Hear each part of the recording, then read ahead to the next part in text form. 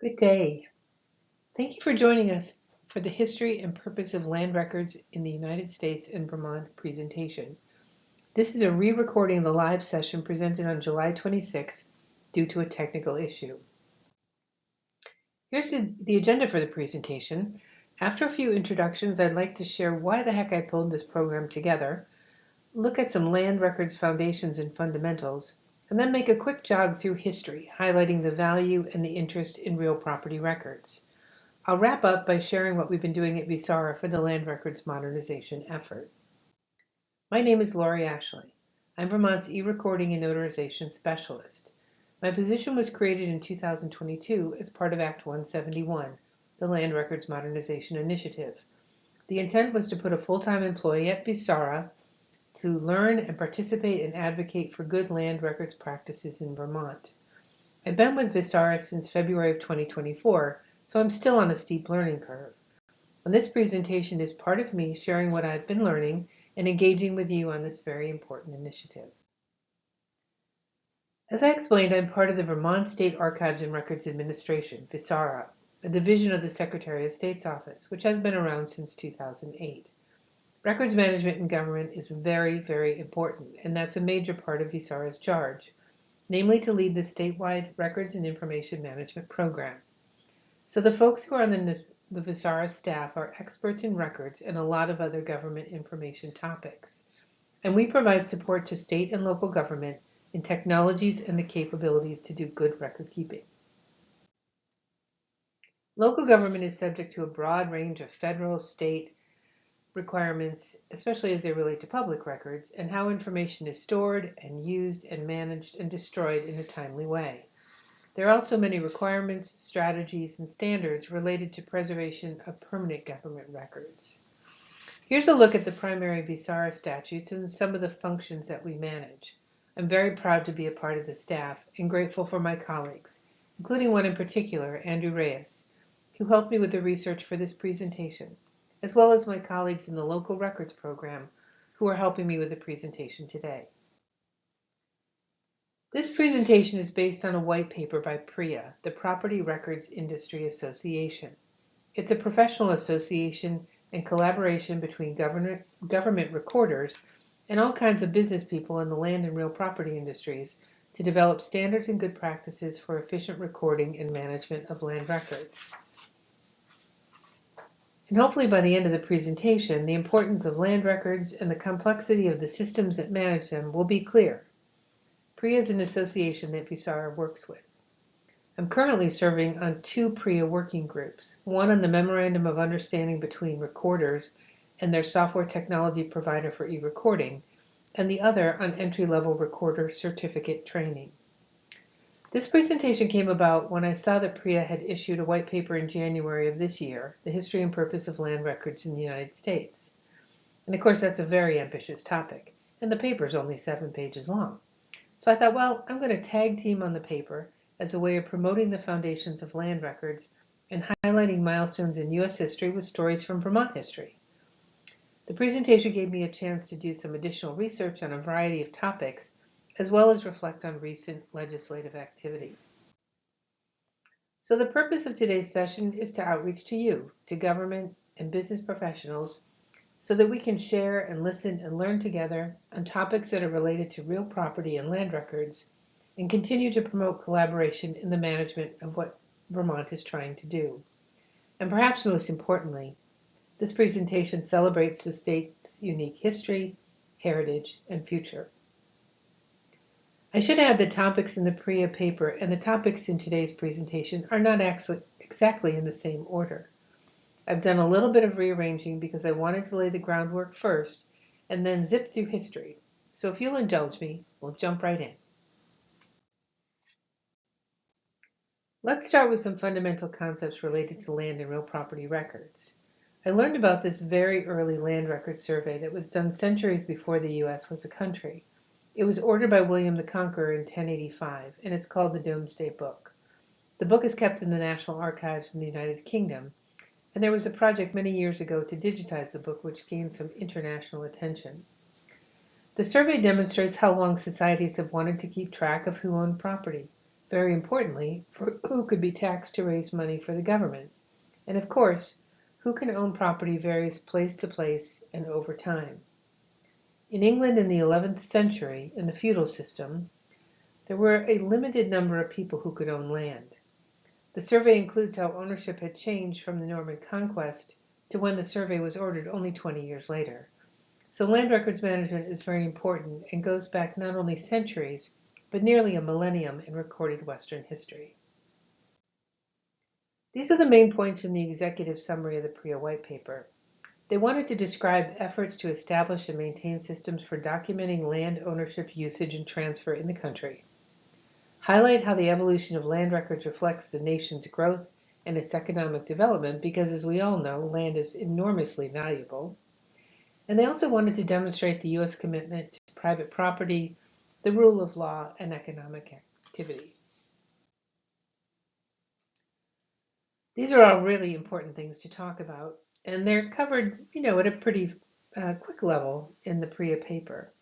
When I first came to Vermont, I kept running into descriptions of what was put in the land records in town offices. I was confused. This is because I've spent the last 30 years living in Wisconsin, where there's a robust statewide land records management program. And so land, to me, based on the time I spent with GIS technology, meant a map of the Earth's surface and layers of data about what was above and below the surface. My understanding of land records, as opposed to real property records or what is typically recorded in a Register of Deeds office in Wisconsin, was a bit in flux. I needed time to understand how the term land records is used in Vermont statutes in practice and begin to make some distinctions between land and real property records. So land, you can see the definition here, and then the definition of real estate or real property means not only the land, but things that are on it, attached to it, and built over it. So we can think about talking about land records, and sometimes we really are talking about real property records. The land is described in deeds, but it's all these other things: buildings, fences, structures, highways, railroads, conveyances, right-of-ways, that are a lot to keep track of that also go along with the land record. But of course, what's really interesting about real property are the rights and benefits and interests, that if you own real estate, you can do things with it. In addition to learning about Vermont practices, I've been exploring how Register of Deeds and recorders function in other states. This is all part of strategizing about how to move forward with the standards, recording practices, and management of these records, which not only describe land, but also describe real property. The recordation and indexing and preservation of land and real property documents is fundamental to government, and we'll explore that through history. It's written in statutes, posted in town offices, because it's so essential to the operations and functions that government performs, especially assessment and taxation. Appraisal and assessment of property taxation have been very much in the news in Vermont this legislative session, and it's been fascinating to watch a lot of really great people come together and try to think about managing and realigning and changing some core systems. And in this country, the Recorder's Office has been doing this kind of work for a long time. Congress required counties as early as 1795 to record.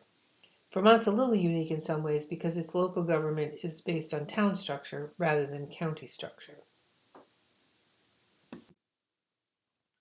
In Wisconsin, there are 72 counties, and all the counties have recorder responsibilities. What attracted me to this position and this work is that the opportunity to own and settle land in North America, and particularly the United States and Canada, make this record collection one of the earliest, largest, and most complete type of records under management. And what's equally fascinating is that they're permanent public records. So in addition to custodians managing a huge collection of records over time with changes in technology, it also has to do with managing them permanently and providing access in a very systematic and open, transparent way. So it's a wonderful records collection for someone who cares about records, and especially government records. So land records management is the ultimate challenge, and I'm so glad to be part of the VSARA team. Here are how land records are described in the recently updated VLCT Town Clerk Handbook. So we're back to thinking about Vermont and what it's traditionally meant, which is pretty much paper books that were in the custody of the town clerk, stored in vaults where these instruments, which come in many different forms, have been recorded, including maps and plats. Originals are returned to the people who submitted them after recording and the payment of the proper fees. There are many different kinds of instruments related to land and real property records that can be found in statute. They share some essential characteristics in that they are legal documents that describe specific parcels and identify buyers and sellers in the transfer. The order and timeliness of recording is important, as are uniform indexing to facilitate access over time. Land records are permanent records, and Vermont's towns and cities have been managing them for more than 200 years. The custodial management part of land records includes the process of transferring the duty from one custodian to another over time to make sure that this record collection and index remain intact and protected. Privacy and security controls over the information is also part of the clerk's duty. And then there's the permanent preservation and stewardship of the records in all forms and formats. So it's a wonderful collection of records. My colleagues and I have visited many town clerk offices and vaults and have seen beautiful bound books like the ones you see here. And I know what a great job most clerks are doing in working to manage this very large and ever-growing record set. The practices and technologies used for recording land records have changed over time, of course. While there's a lot about land records that's foundational and unchanging with regard to rules and requirements, technology waits for no one. The earliest records are were handwritten, and gradually over time changed to typewritten, filmed, and most recently to digital images. Many kinds of documents reflecting the practices of the day blend into this large and interesting record collection. Land records are permanent public records, and the public has a right to inspect them. This requires indexing, metadata, and access protocols in order to find the documents in a timely way. Citizens visit their municipal office to find the records or find them on a website, which is a long-standing public right and must be maintained. Vermont's Public Record Act and the Open Meeting Law support transparency and underscore the fact that officers of government are trustees and servants of the people, and we are accountable to them. Land and real property records management is a very important part of this governance and public service. So borrowing from the PREA paper, I've divided up key topics into some big chunks of history and blended the few milestones in the paper which are primarily focused on the early beginning of the nation with events and trends in Vermont along the time period. I grew up in upstate New York, and so when I was in elementary school, I learned about living in a territory that had been part of the Iroquois Confederacy. I was also taught about the settlement of New York City by the Dutch. Here's an example from the New York State Archives of a property ownership record in Dutch from 1643. So land records management has been going on, of course, for a good long time. In the early going in the colonies and the territories, Vermont was a territory. It was never one of the first colonies, and its early history was marked by contested land settlement. During this period, the land became owned and was transferred primarily through proprietorships. And this is a topic of interest to our leader, Tanya Marshall, the State Archivist and Chief Records Officer. So Andrew and I looked into this a bit more to learn how it worked. Proprietors were recipients of land titles of grants, and they were expected by the grantors to develop the land, to settle the land, and to transfer the land further. Some families became quite wealthy off being early settlers, and history is full of stories and legendary names. But everybody who settled early was a proprietor. Sorry, not everyone who settled early was a proprietor. Sometimes they came because of religious reasons or family reasons, and settled into an area. I'm sure you recognize this gentleman, Ethan Allen, because there was a lot going on in Vermont before it became a state, and it has to do with land. Vermont's very beginnings are about disputes in land because the governors on either side of the Vermont territory were granting titles to settlers for a number of years before Vermont became a republic. So there was a dispute between New York and New Hampshire about granting titles to land, and all of you who were raised in Vermont know much more about this than I do. But it was fascinating for me to learn that the dispute over land transfer and land title was at the very heart of Vermont's foundation. And when you travel around Vermont, as I have to visit town clerks, you run into signs all over the place, which say the town was chartered many years before Vermont became a state. This, of course, was very interesting, and it's understandable because towns have been the form of local government since the first town, Bennington, was chartered by the governor next door in 1749. And these towns, whether they were created by New York or New Hampshire, and later by the independent state of Vermont, were 36 square miles in area. So there's an early discipline and system to managing land and land records. And of course, there had to be governance. You can see here from the list of folks that were voted to keep things running, no matter how tiny the town was. So the clerk is one of the original officers of the town, and one of their specific duties is to record and keep important public documents. When I visited the town of Shoreham in March, the clerk was able to pull out some historical records. And so this is a look at a proprietor's record depicting the layout of Shoreham. And you can see it's hand-drawn, it's nice and orderly, the lots are carefully numbered, there's a lot for a church and one for a school. And this is just how things were done in the early go. Some Vermont settlers were not especially happy with what was going on with land transfers and decided to create their own republic. They took action to figure out the land disputes and document their ownership positions. The requirement for clerks to codify these land records is in the first Constitution, of course. It's a fundamental function of governing. Here's an image of the 1777 Constitution and the chapter which states that all deeds and conveyances of land shall be recorded in the town clerk's office in their respective towns, and for want thereof in the county clerk's office in the same county. So there you have it, back to 1777, a clear duty that's assigned to the town clerks to manage real property and land records.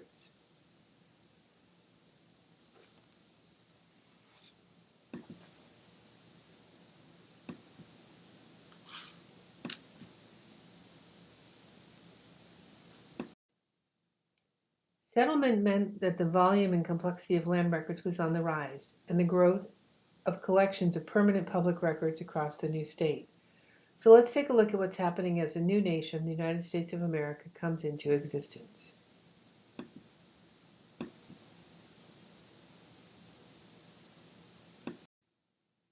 This is the first of a couple of major milestones that were called out in the PREA paper. The first one is the Land Ordinance of 1785. And what's interesting is when you think about a map of the United States, there's colonies, New England, and the earliest states over on the East Coast. But a lot of focus in the early days of the federal government were based on dealing with the fact that the country was expanding, and that it was essential to find a way for settlers to purchase land. And of course, the government needed to collect revenue on the land because that capability didn't exist in the very beginning. So the Land Ordinance of 1785 established the public land survey system, which is highly structured and organized. You can see it here on the right. So square townships were created. Then speculators and settlers could purchase the land, and there was a mechanism for funding public education. That's a topic that's been very much in the news in Vermont this year. So it's fun to look back and see from the very beginning of our nation, there was a provision for public education and funding, and that it's just gotten more complex over time. Another major milestone in the PREA paper is the Northwest Ordinance of 1787. Again, looking west to the vast amount of land the country was accumulating and finding a way to take it from government ownership to state or to individuals. And so the Northwest Ordinance, which followed the principles laid out by Thomas Jefferson, identified how new states would be admitted and had a Bill of Rights, including some positions around slavery. Even though Vermont participated in the fight for independence, it remained outside, and it had continuing issues with New York's opposition to its land grants. But it turns out there was a way forward in the form of a large land settlement. A $30,000 payment to New York was able to settle the dispute and allowed Vermont to enter the Union as the 14th state in 1791.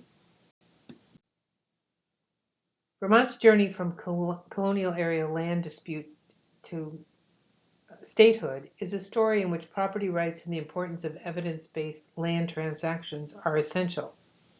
This 1796 map of Vermont is courtesy of the Library of Congress, so it was quite a tumultuous entry into statehood for Vermont. The Constitution of the Republic of Vermont had to be updated for statehood. As you would expect, the Constitution includes many wonderful aspirations, including the right of people to possess and protect property. Article 6 states that the power belongs to the people, and government officials are trustees and servants and accountable to them. And of course, this is the basis for the constitutional authority for the open meeting and access to public records law, rights that VSARA cares very much about and helps to protect. Another history milestone in the PREA White Paper was the creation of the General Land Office by the federal government. This happened in 1812, and operations related mostly to the West and public domain lands. The systems for managing land and real property records had to address the volume of activity that increased as the country expanded and acquired new territory. The federal government agencies that were put in place to help manage these records grew and changed over time as well. The records of the GLO are now under the Bureau of Land Management, which is a part of the Department of the Interior. You can get access to these land records from 1787 to the present on the BLM website.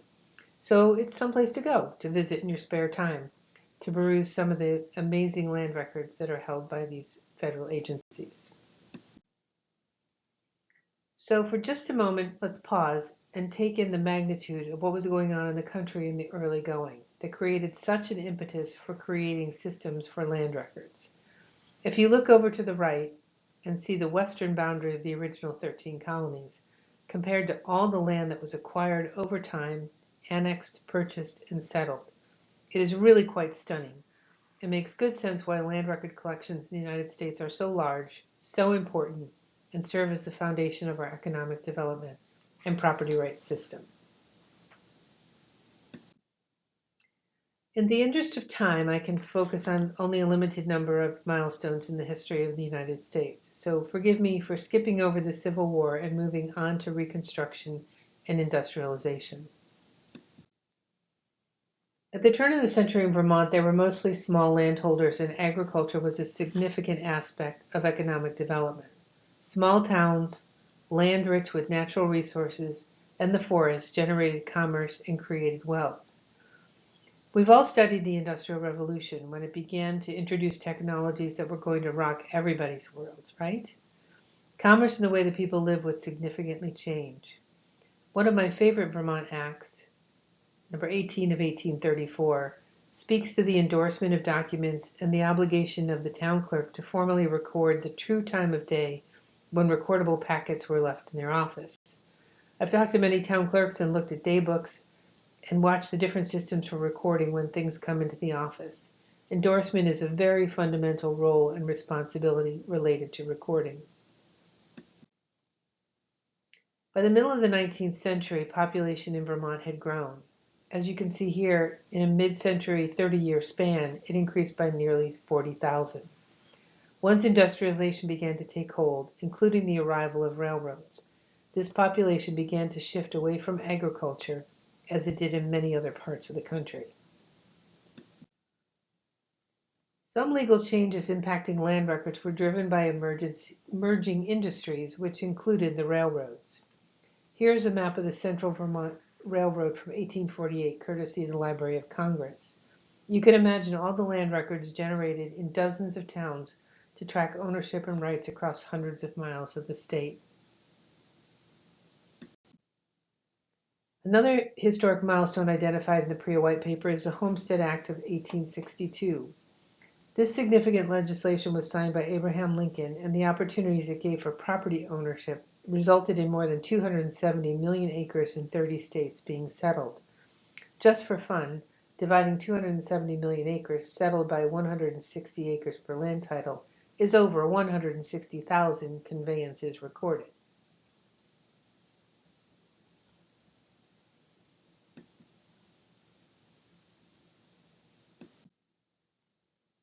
One of the industries represented in PREA membership are title companies.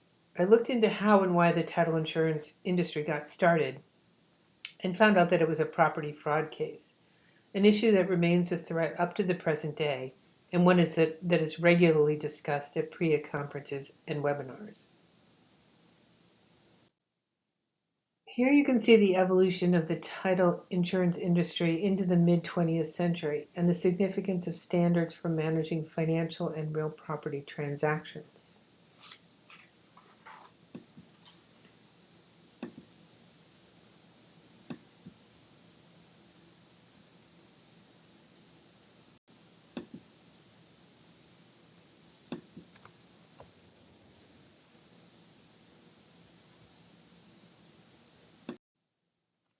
It's impossible to overstate the impact that the Industrial Revolution had on American society.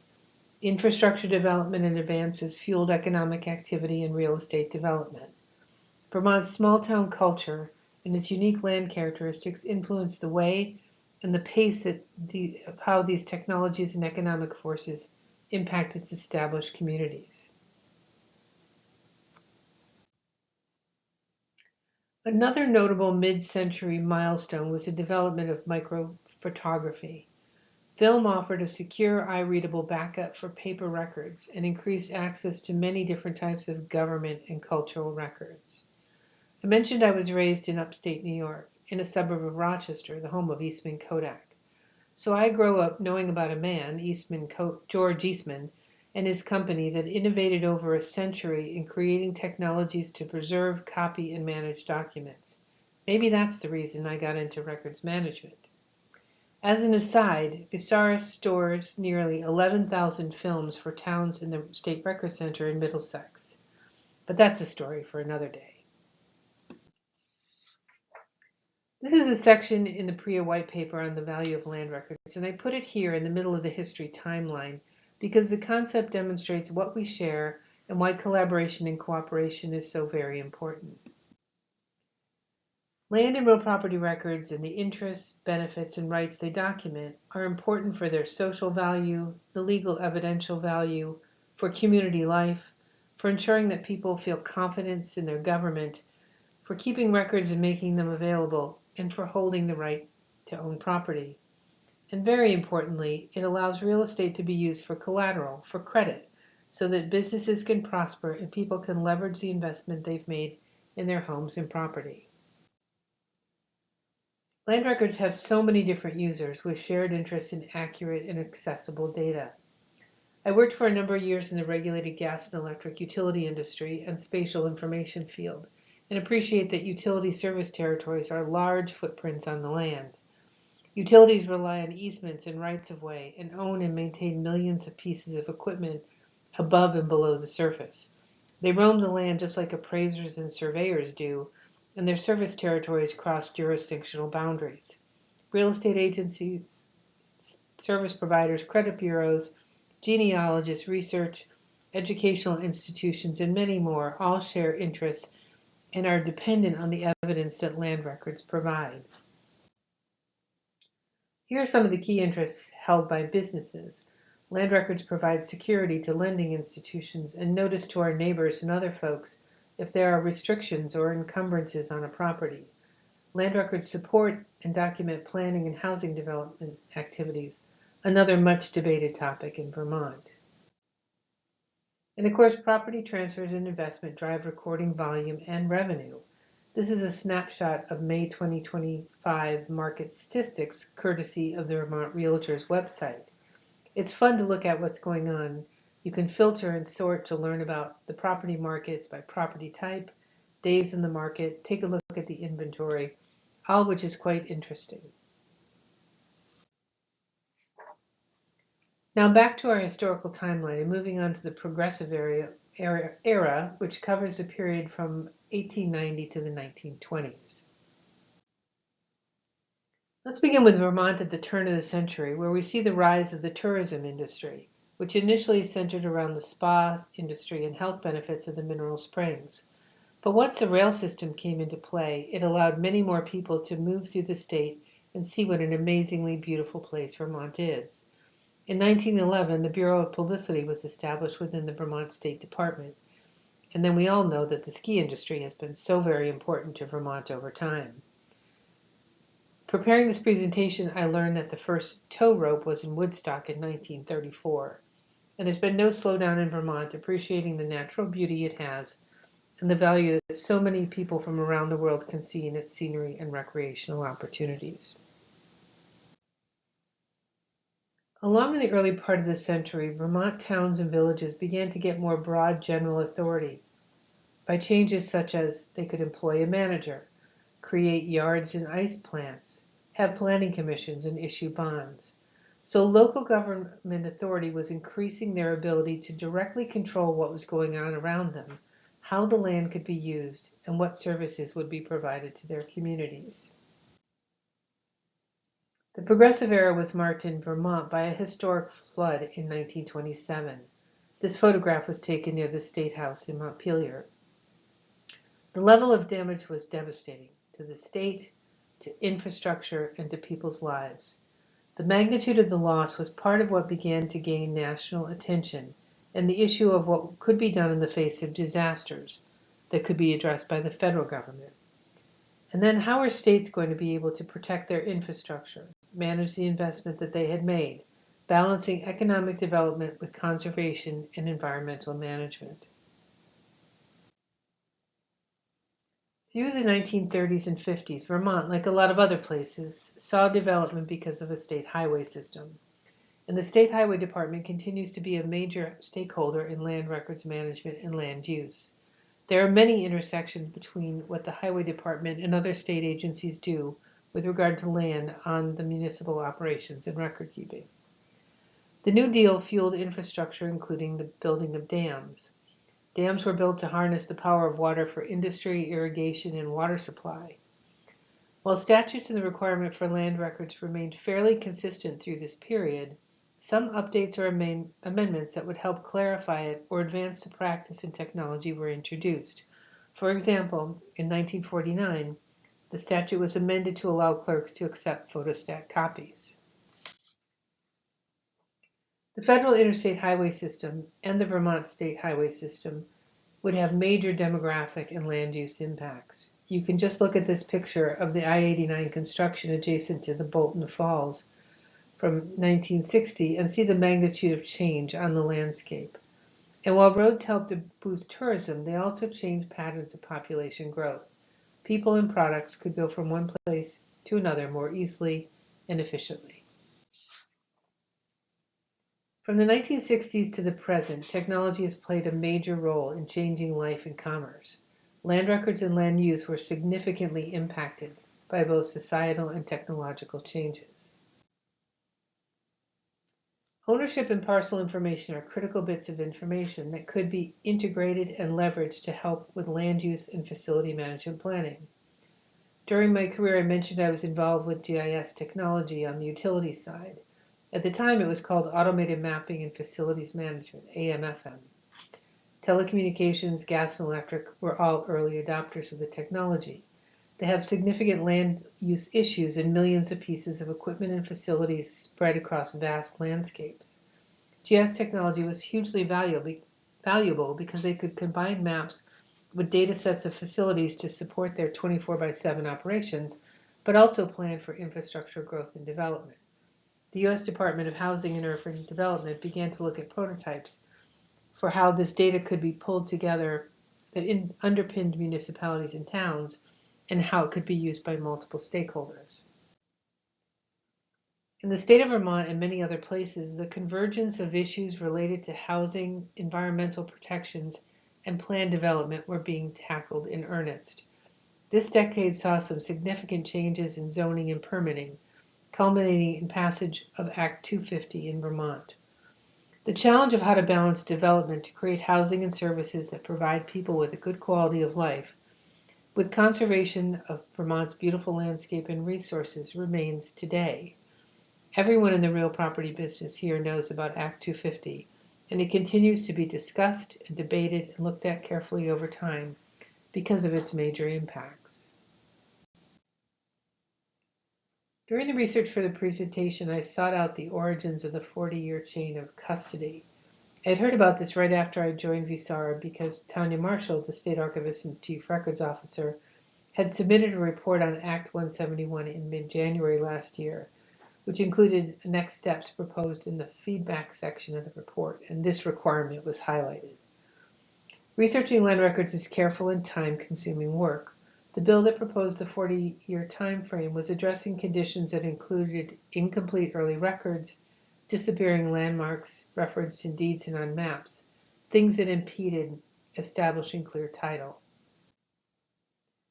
I just got back from a road trip from Wisconsin to Mississippi, and I can tell you I am thrilled that Vermont banned billboards, because I saw many of them on the drive through Arkansas, Tennessee, Wisconsin, Illinois, and Mississippi, and they are generally pretty ugly. And so Vermont was smart enough to ban billboards in 1968, and it's only one of 4 states to have done so. Here's another sign of the time. Vermont, of course, the Green Mountain State. So I was really interested to hear a little bit more about the Green Up Vermont initiative, which was launched in 1970. During this period, it was evident that Vermonters were recognizing the value of their land and their way of life, and the need to preserve it and protect it in balance with economic growth. These pictures of flood damage repair were taken 40 years apart and underscore the impact of flooding in Vermont and how it continues to be a matter of conversation and planning and worry in the state. Andrew provided the picture on the right, so thank you for that perspective. It shows that land use challenges and interdependencies are real and present, and it highlights the need for continued collaboration around real property and land use and ownership going forward. I mentioned Wisconsin's early efforts to build a robust land information management system through a collaboration of the state and local governments, as well as infrastructure and utility companies. Wisconsin became one of the first states to study the costs and figure out a way to finance bringing together a statewide base map and then tying all the levels of data to the parcel map and connecting it to what recorders and other agencies of government were capturing. In North Carolina, Wisconsin, and a few other early adopter states, recorders understood the value of a combined or consolidated land records management program that could allow this broad access to data, not just for the property owner, but all the kinds of data that would be needed to supply the needs and be responsive to both citizens and the private sector as well. You can also see listed here that the U.S. Congress began to pass some laws to enable transparency and accountability and standardization. The Real Estate Settlement Procedures Act made it easier to see the settlement costs and combat some of the inefficiencies, because of course people invest a lot of money in real estate, and time is money for financiers and title insurers. Considering all the effort it takes to prepare submission packages, process them, record them, and manage them, there are a great number of stakeholders who are interested in making the process faster, less expensive, and more efficient. After 1970, the pace of change quickens. In Vermont, the passage of Act 250 set the stage for sweeping expansion of the scope of instruments in the land records and fine-tuning of the recording process. When I started my position with VSARA, I learned about the current population and number of parcels in the state. I was fascinated to learn about a population surge in the 40-year period from 1960 to 2000. The population grew from 390,000 to over 600,000, increasing the need for housing, state and local government services, and driving economic growth. In Vermont, there's a natural tension between maintaining the small rural town culture and fostering progress and economic activity that can support a good quality life for all and opportunity. In the past 20 years or so, another 40,000 residents have been added.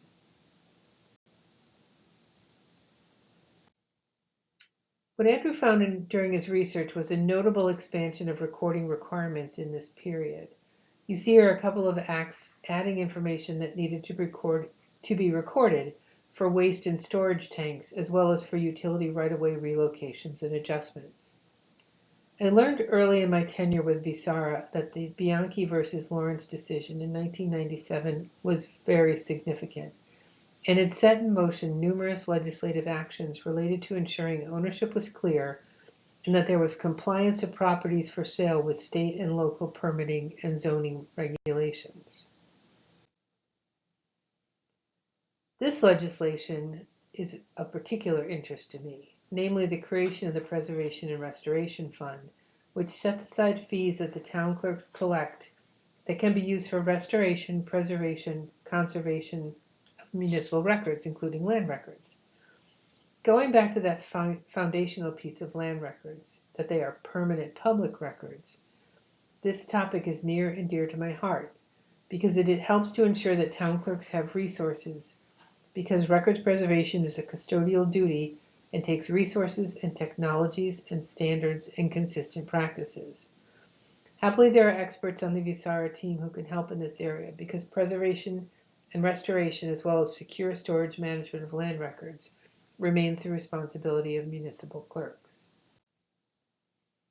Here's a look at the 2025 fee report submitted to the legislature by VMCTA and VLCT. The report is 3 years of data on fees that clerks have taken in and expenses related to records management. VMCTA is working on an update to the intake form to make it easier for clerks to submit data and for VMCTA and VLCT to tabulate and report the data to the legislature. One purpose for the data is to provide the rationale for any requested fee increases, so having complete and accurate data is very important. Moving into the 2000s, there are a lot of things going on at the federal level to advance land records modernization. By this time, computer technology had been in use by the government sector for more than 50 years. Use of electronic signatures and electronic recording begins to get organized and codified so that electronic documents have the same legal and evidentiary bearing as paper records. The Property Records Industry Association takes shape. The Real Property Electronic Recording Act was promulgated and later adopted in Vermont. The state of Iowa, became the first state to create a statewide system. I've watched their webinars on a regular basis, and they are now in version 2.0 of their electronic land records management system. Submitters can send document packages to any jurisdiction in the state, and once recorded, land records are uploaded to a site where people are able to access the land records across the entire state. In 2009, Act 38 passed, raising some clerk recording fees and establishing the Town Restoration and Preservation Reserve Funds. It also added the requirement for surveyors to submit digital copy of plats to the Vermont Center for Geographic Information. I mentioned the requirement around endorsing an instrument brought to the town clerk goes back to 1834, but Act 38 clarified the requirement for the recording to be done within 3 days. You hear stories around the state of some towns where recording doesn't always happen promptly, which is a serious concern, because the timeliness of recording and the order of documents recorded is absolutely essential. Act 38 also modified the indexing requirement to make it so that it could be a digital index, which of course is hugely valuable for people sitting at their desktop who don't need to go to see the town clerk in person to get an index of the records and find out the status of whether or not things have been recorded. I heard about this grant program when I joined the VSARA staff and understood the rationale for digitizing paper records. COVID, of course, changed a lot of things in our lives, including access to town offices and a surge in real property transfers, refinancing, and population shifts. If you search on some town websites, you can find some land records available online, but you'll notice that the time periods represented by the records vary significantly. While the goal of creating digital surrogates of paper land records for easier access is a good objective, unfortunately the effort created many disparate collections of records. And so there are paper records in town offices as well as municipal repositories of digitized records. What we're hoping is that Vermont can leave recording with the municipalities, but find ways, a platform or a forum, where land and real property records are more transparent and can be viewed more easily across jurisdictional lines. There are a lot of historical land records, and it makes good sense that towns focused on going back to address the 40-year timeline. So there are many, many digitized records out there as a result of this grant program. And Rachel Oneff, my colleague, and I looked this up, and we think that not the not quite the entire $2 million was used. It was more like $1.7 million was spent for towns to digitize land records. So we close out our look at the history with the 2022 Act that initiated the first phase of land records modernization in Vermont and created my position. Through direct engagement with municipal clerks and in collaboration with VMCTA and VLCT, VSARA is developing strategies and uniform approaches to land and real property records management. The passage of VSARA by Vermont in 2022 is part of larger national initiatives to bring land records and recording into the digital age. VSARA's participation in PRIA is part of the plan to monitor and adopt national standards and best practices. Vermont may be the last state to adopt electronic recording, but it also means we're able to take advantage of mature technologies and tested industry practices. We monitor PRIA standards and have adopted these recent ones, which with the help of business and government collaboratives, we will modify to meet Vermont's needs.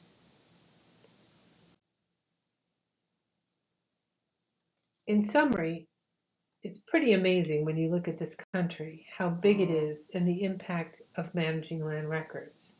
It's no wonder that the real property and land records industries are so mature. Land records serve so many valuable purposes in our society. They provide a comprehensive history of transactions. They demonstrate transparency. They establish chain of title. They allow public access and absolutely enable market and economic activity to happen.